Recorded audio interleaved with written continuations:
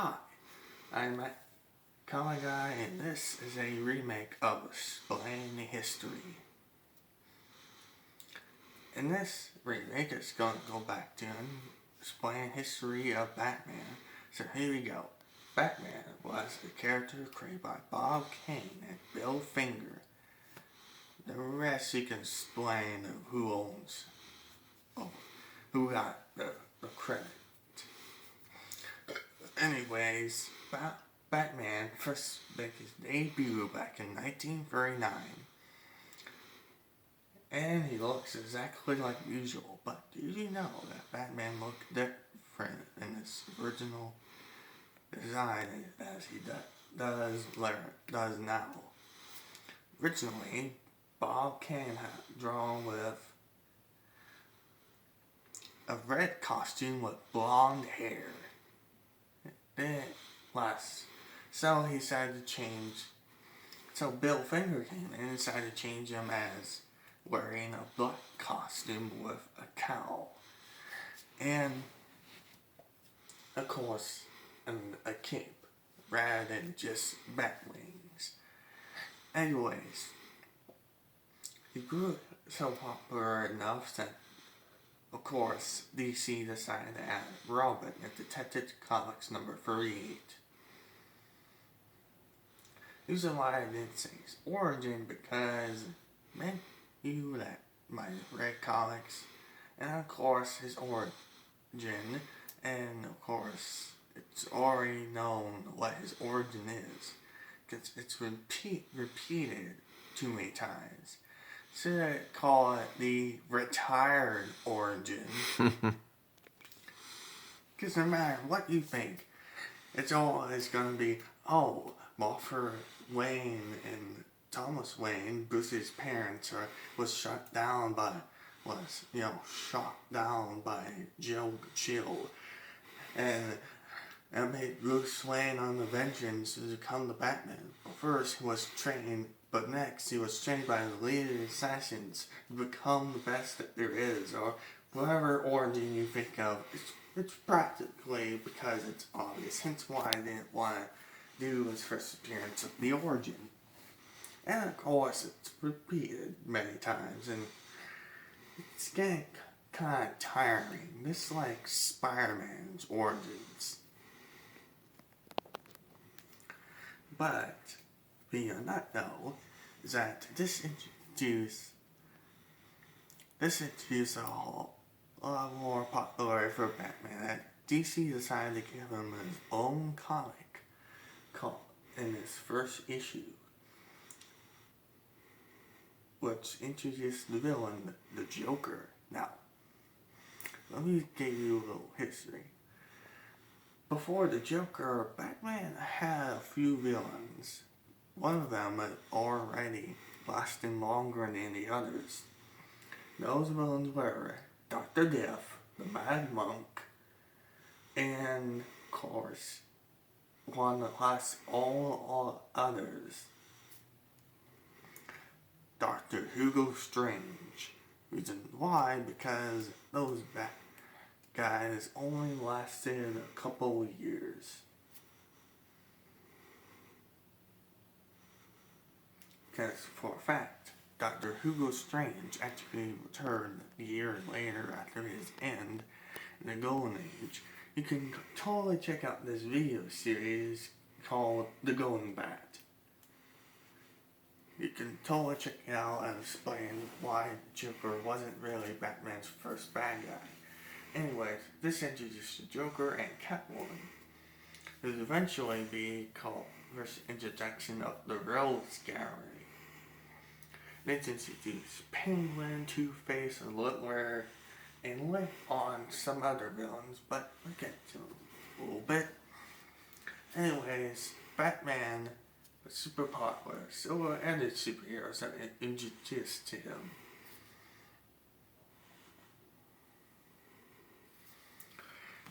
And so, the story continues on, and the history continues on, but one thing went in the way.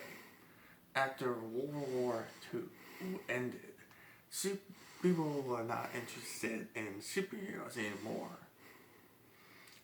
Well, not back then.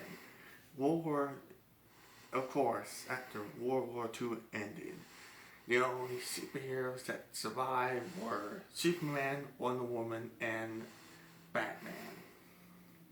Yes, Dark Knight still survived after World War II. And the writer decided to introduce other genres like romance, crime, and horror. And of course, this introduced Dr. Frederick Warburton. He created a book called Seduction of the Innocent.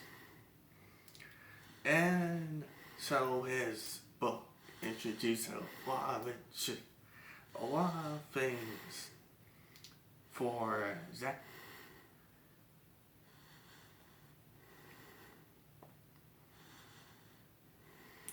For example, Batman and Robin.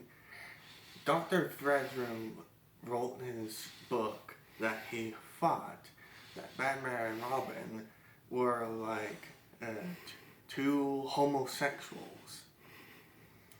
Yes, he actually believed that in his book about Batman and Robin. And so, the Comics Code Authority was created. And so they introduced Batwoman and Batgirl. And this also made Batman silly and campy in the comics.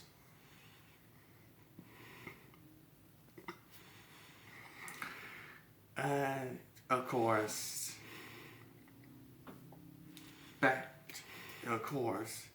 there's also meant a TV series. But before I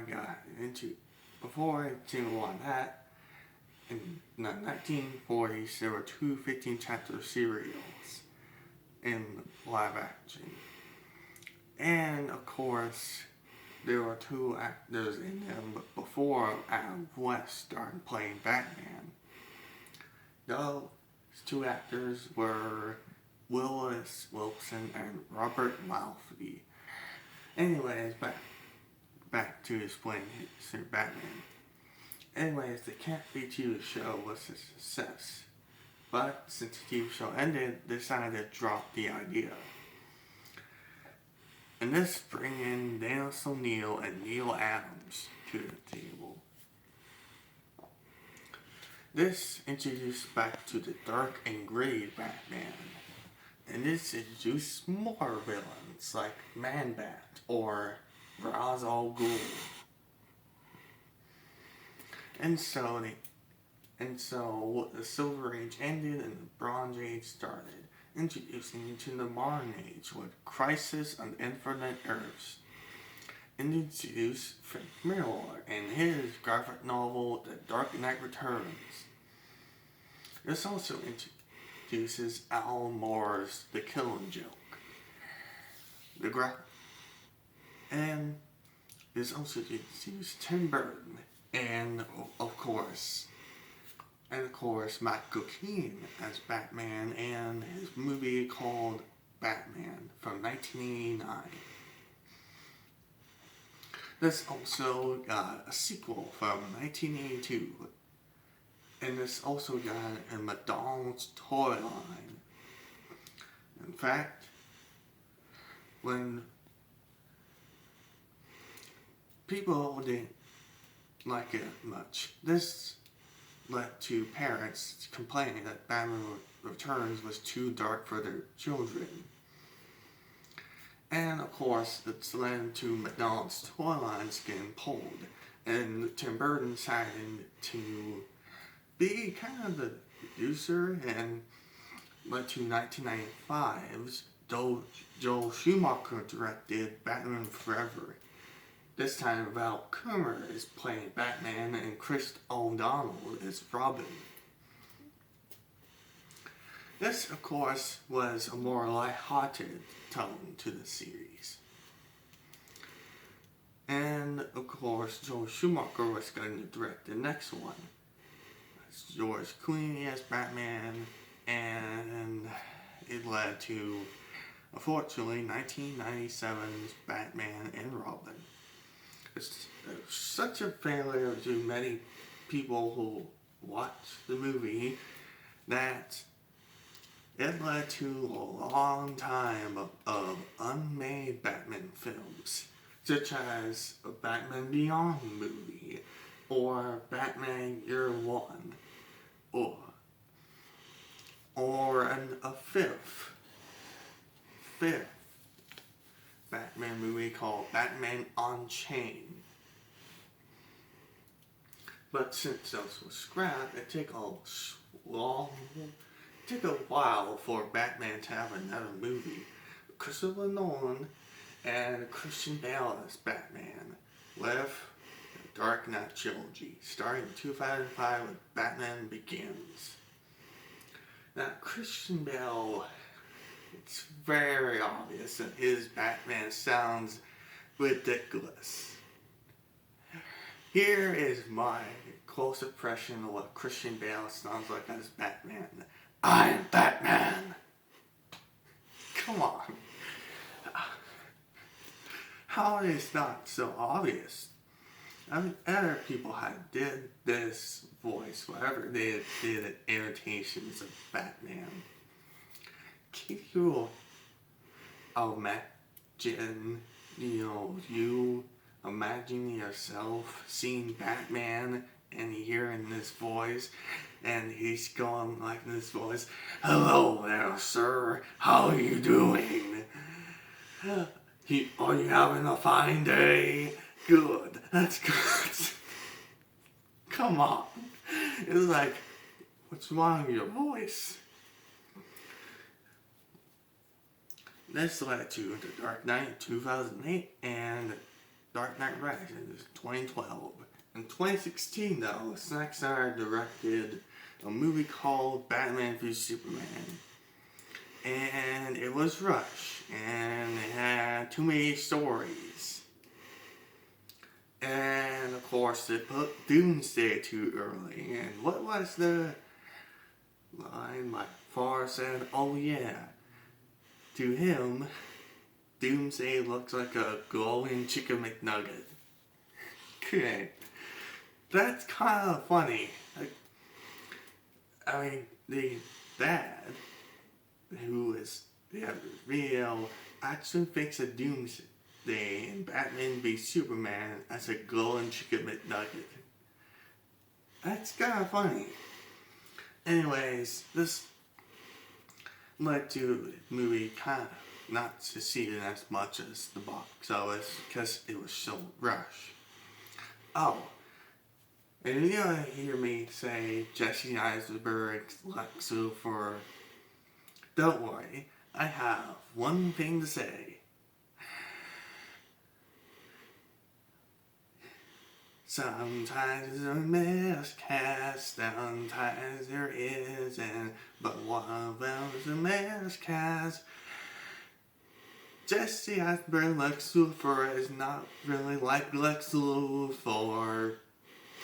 I mean, my dad said it best. He sounds like he could be the Riddler or Joker, either one of those. Not a greedy businessman who somehow does not find a way to beat Superman by physical strength, because we all know he lose, but rather a very different interpretation, and it was obviously a missed opportunity, as well as the rest of the movie. But the rest of it was fine.